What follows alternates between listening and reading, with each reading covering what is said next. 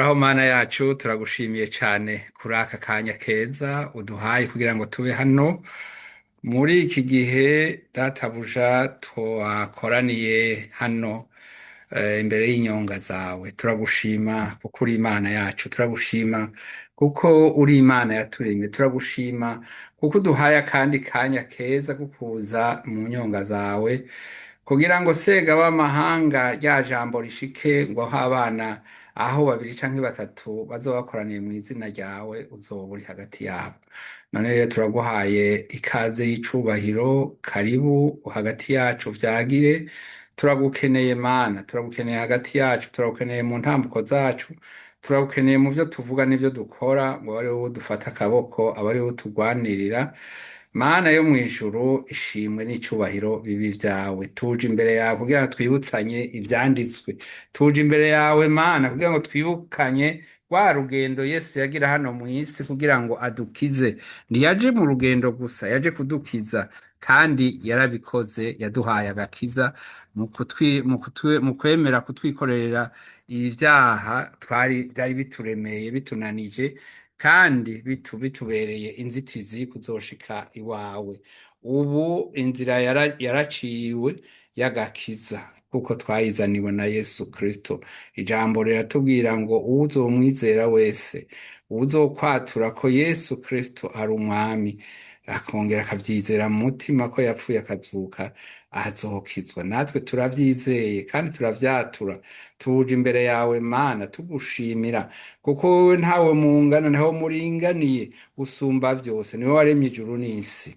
Ngo kera nta muntu n'umwe yariho, ariko ngo warigiriye inama uravuga ngo reka tureme umuntu asa natwe mw'ishusho yacu.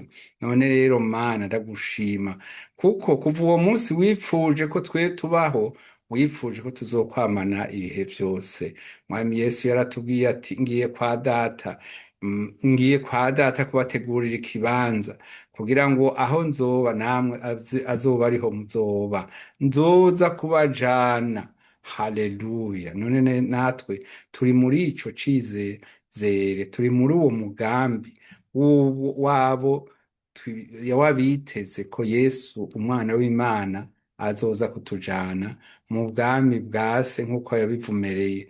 None rero turagushimiye, urakoze. Ndakweretse umwe wese mu bariko hano ngaha, abariko bumviriza aya majambo turiko ducisha aha ku murongo, ngo umwe wese ahezagirwe nawe. Mana yo mw'ijuru, tuje gusaba imfungurwa y'imuhemu kugira ngo Mana bidukundire tube abahagaze bashikamye, tutariko turatambatamba tuja hariya, tutazi iyo tuva, tutazi iyo tuja, tutazi n'ico twipfuza. Ico twipfuza turakizi, twipfuza kuzokubona, twipfuza kuzobona mu ngoro yawe. Niho twipfuza kuzoshika, niho twifuza kuzoba. Uhoraho Mana, tuje imbere yawe turi abanyaminwa yanduye, tuje imbere yawe tutari abantu batunganye rwose, ariko turakwinginze ngo amaraso ya Yesu atugaragareko, amaraso ya Yesu adutunganye rwose, tuboneke nk'abatunganye kubw'amaraso ya Yesu. Twebwe ubwacu navyo twokwishoborera, ariko tuboneke nk'abatunganye imbere yawe. Kandi niko biri kuko utunganijwe na Kristo aratungana rwose. Turagushimiye rero Mana kuko wewe uri Imana ihoraho. Turagushimiye ku bwa Yesu Kristo mukiza wacu. Urakoze nyaguhora ku ngoma, urakoze kibirenge, urakoze sega w'amahanga. Ishimwe n'icubahiro n'ibibi vyawe. Uhoraho, aha turi Mana, turi mu gihe caha kw'isi. Waratubwiye ngo abantu bamara imyaka hagati ya 70 na 80, ariko kandi handi ukavuga imyaka 120. Wewe niwe utanga iminsi yo kubaho, kuko hari n'abo tusigaye tubona bayirenza, kandi mu bihe vya kera benshi barayirenza. None rero Mana, twe ico twiteze ni uko uzoza gutora ishengero ryawe. Natwe turashaka kuzoba muri abo bazotorwa mw'ishengero, kuko waduhamagaye ngo uwushaka wese naze. None natwe twaraje kandi tuzosubira inyuma. bavuze mu ijambo rya ngo nimuze mwese abarushe n'abaremerewe. Aha turi hano mu isi hariho ibituruhije, hariho ibitugoye, hariho ibidutera amakenga, ariko ku bwawe, ku bw'ubuntu bwawe byose birashoboka, kuko warabitubwiye ngo nimuze mwese abarushe n'abaremerewe ndabaha akaruhuko. Turashaka ako karuhuko, turashaka muri wewe gutuza, turashaka Mana muri wewe kugubwa neza, kugira ngo sega w'amahanga mbere binadukundiye, kugira ngo dushinge intahe y'ivyo tuzi, y'ivyo twabonye. Twakubonye ko vyinshi, twakubonye utabara, n'ubu uri umutabazi wacu. Nta wundi ariho wo kudutabara, nta wundi ariho wo kutugwanirira. Mana yaba kubw'umugwanizi ntituba tukiriho, ariko kubw'urukundo rwawe turiho kandi turahagaze, turahangamye. None rero turabigushima Mana yo mw'ijuru, iminsi y'ukubaho turagusabye Imana ngo iminsi y'ukubaho kwacu yose izoba iminsi yo gushinga intahe ko Yesu Kristo ari umwami. Waravuze ngo uzogushingira intahe imbere y'abantu, nawe uzomushingira intahe imbere ya So wo mw'ijuru. Turiteze kuzobona udushingira intahe mwami wo mw'ijuru. Ndagushima kuko uri mwiza, ndagushima kuko uraryoshe, uruteye igomwe, kandi uri urukundo rwose. Nta muntu agira urukundo atari kuwiwawe. Ndaje imbere yawe Mana, sega b'amahanga, ngo muri aka kanya ndiko ndasaba ngo havugwe ijambo ryawe ryonyene. Mana yo mw'ijuru, kw'isi hariko haca vyinshi, ariko ivyo sivyo bituraje ishinga. Ikituraje ishinga nuko wokumva ijwi ryacu, wokumva ico twebwe turiko turavuga muri kano kanya, kuko twe turiko turasaba ngo dushoboze muri uru rugendo rutoroshe, ngo turugendemwo amarembe, turugendemwo amahoro, kugira ngo tuze dushike. Mana yo mw'ijuru, dusabira nabo bose dufatanyije uru rugendo, aba bandi bavuze umunsi umwe bati turakwemeye Yesu nk'umwami n'umukiza wacu.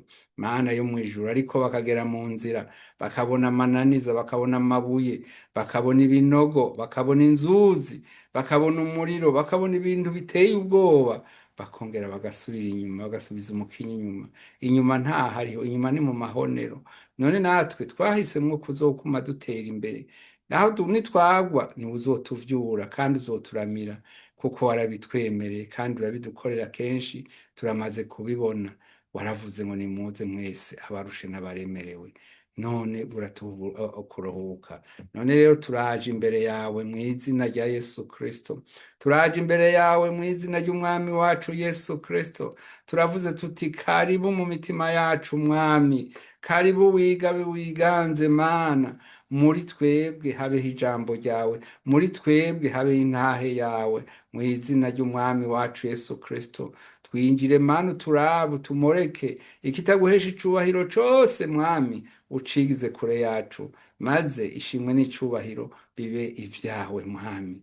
Turaje imbere yawe dusabiye imiryango yacu, dusabiye kandi n'ishengero databuja waduhaye, abanyamahanga turi kumwe nabo twavanye mu mahanga yandi tukazanana ngaha. Iri ni ihanga rindi, ihanga ry'abaja mw'ijuru. None yo ndagushima Mana, twifatanije na bene data bari guhimbariza mu bindi bibanza, ariko bahimbaza izina ryawe wewe mwami uhoraho, wewe Mana ya Aburahamu, ya Isaki na Yakobo. Ubu bahimbaza ibintu vyinshi, bakabimbarisha n'ibintu vyinshi, ariko twebwe duhimbaza turamuzi, ni umwami Imana ya Aburahamu na Isaki na Yakobo. Twagaragarijwe, twamenyeshejwe na Yesu Kristo. Kera ntawe twari tuzi, ntitwari no gushobora no kumumenya, ariko muri Yesu turamuzi, kandi ubu nyene yaratubwiye ko nta kizodutandukanya n'urukundo ahadufitiye muri Yesu Kristo. Haleluya, turagushima rero. Karibu wigabe wiganze muri uyu mwanya tuza kumara ngaha. Turakwinginze Mana ngo uherekeze ijambo ryawe n'ibitangaza n'ibimenyetso, mu izina ry'umwami wacu Yesu Kristo. Abaje bagwaye babone mitende, bakire. Abaje barushe batahe banezerewe. Abaje Mana bafise ibibazo bitagira inyishu, babone inyishu Mana, inyishu yo kugira ukwizera muri wewe, kuko iwawe ngo nta kidashoboka. Ijambo ryarambwiye ngo nta kidashobokera uwizeye nde uwiyezeye ko Yesu Kristo ari umwami akongera akaba umukiza wiwe. Mana turashaka rero bishoboke mu izina ry'umwami wacu Yesu Kristo, ba bantu baje bakinginga Yesu ati dutabara utuvure imibembe, dutabara utuvure uruhumyi, dutabara utuvure mwami, kuko utuvurire umurwayi, kuko bimufata bikamutura mu muriro vyama bigomba kumwica. Wowe uravuga ngo nta kidashobokera uwizeye. Natwe rero haturi ngaha turizeye. Ego turazi ko hariho ibigoye, ariko ivyo vyose ntibibaye ibinaniranye imbere yawe. Kandi mwami wo mw'ijuru, twohanga ijisho ibitugoye vyotuma tutaja imbere tukaguma twihambiriye ku bitugoye, ariko turashaka ngo wewe tukurutisha ivyo vyose, ibitugoye n'ibitworoheye, maze abe ari wewe mwami, ni wewe wenyene turaba, nta wundi duhanze amaso. Mana ibibereye ko bikemura ubidukemurire. Mana waravuze ko atakizotugerageza kiruta ico dushobora kwihanganira. None rero Mana ivyatugerageje gushika ubu tukabona ari binini rwose, ubicishe ubigire bito, maze tushobore kuvyihanganira, twoye gutsindwa. Mwami wo mw'ijuru, waravuze ngo umugororotsi ngo agwa incuro ukamuvyura. None natwe turasavye ngo wongere utuvyure aho twagiye tugwa twikubita hasi tukananirwa, kugira ngo sega b'amahanga muri kano kanya turi hano, Mana yo mw'ijuru, dutahe inyungu, ntihagire utaha ngo uko yaje. Ndakwinginze ngo umwe wese abone ukuboko n'umugisha wawe, ndabigusavye ndakwizeye, ni mw'izina ry'umwami wacu Yesu Kristo ndiko nsaba nizeye, amen. Amen, amen. Karibu rero bene data muri ngaha, ngira ngo muranyumva.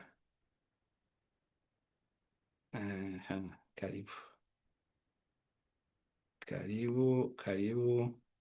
Ego, reka turondera akaririmbo kugira ngo mu mwanya utubere kwa kundi wamutubera umwanya mwiza, turirimbire Imana tunezerewe. Mwene data ari hafi afise ikinanda ashobora kukivuza, sinzi ego nawe nyene mu kanya aho aza kuronkera akaryo ko gushobora kuvuga. Aha reka tubandanye. Ururirimbo rw'120. Ego, ururirimbo rw'120. Mwijuru imbere y'Imana mfise umuntu amvugira, n'umuherezi mukuru kandi yitwa Rukundo. Nziko mu mutima wiwe handitswe izina ryanje, kuko amvugira nta mwansi yobasha kumunyaga. Iyo Satana anyeretse ivyaha vyanje vyinshi, agomba ko nihebura ndangamiza mw'ijuru. Ndabaye umukiza wanje yankuye kw'ivyo vyaha, yaransindanishirije ngo simbe ngipfa rubi. Uhoraho umucamanza ambonye kw'amaraso, ndanjira urubanza rubi anyita ugororotse. yaranyiguze nduwiwe, niwe bugingo bwanje, kuko adapfa singipfuye, twe na Yesu turumwe. Haleluya, haleluya. Turashima Imana ko kuri kano kanya turonse kugira ngo tube hano. Ni umwanya udasanzwe, ni umwanya uboneka gake, ariko birakwiye ko twama duhimbaza Imana igihe cose, tunezererewe kubona Imana, kandi n'ubu twiteze yuko Imana yongera ikatwigaragaza ko kuri kano kanya. Ego, kugira ngo no kuri aya majambo akomeye udushikirije kuri uno munsi. Turagushimiye kuko wowe ntawe musa, uri Imana ikomeye kandi ihambaye. Ufise uburyo bwinshi wateguye kugira ngo ukebure abana bawe. Mana, ndiko ndakwereka uwo wese ariko ariha akakigoro ko kugira ngo yumvize ijambo ryawe ari mu mpwemu wawe, kuko hari benshi bumviriza ijambo ryawe batari mu mpwemu yawe, bumviriza ijambo ryawe bari kure yawe. Ndakwinginze Mana, imitima yawe ikugarukeko aho bari hose. Mana, uwo ari we wese yumva ijambo ryawe asabe n'iyo mpwemu yawe kugira ngo imuyobore, imwereke ko wavuze ngo mpwemu w'Imana azobigusobanurira, azobigutahuza. Urakoze nyaguhora ku ngoma, ndagusabye nizeye. Ishimwe n'icuraniro vyawe ni mu izina ry'umwami wacu Yesu Kristo dusavye. Uhoraho, turakweretse Mana, turakweretse ibihugu byacu, turakweretse imiryango yacu, turakweretse aba bose Mana turiko turasangira ijambo, turakweretse n'abandi Mana ataco biriko birababwira, ngo Mana yo mw'ijuru ubakoreko. Niko waradutumye uravuga ngo ivyimburwa ni vyinshi ariko abimbuzi ni bake. None natwe Mana turi mu bemeye kuja mu bimbuzi. Turakwinginze natwe ngo aho turi uturinde ntitugwe, uduhe kuguma duhagaze dushikamye, kugira ngo tuzane benshi kukugororoka, nk'uko rya jambo rivuga ngo abazanye benshi kubagororoka bazokwakaka nk'inyenyeri. Natwe tuzokwakaka nk'inyenyeri mu bicu. Urakoze nyaguhora ku ngoma, ishimwe n'icuraniro vyawe ni mu izina ry'umwami wacu Yesu Kristo dusavye kandi twizeye, amen.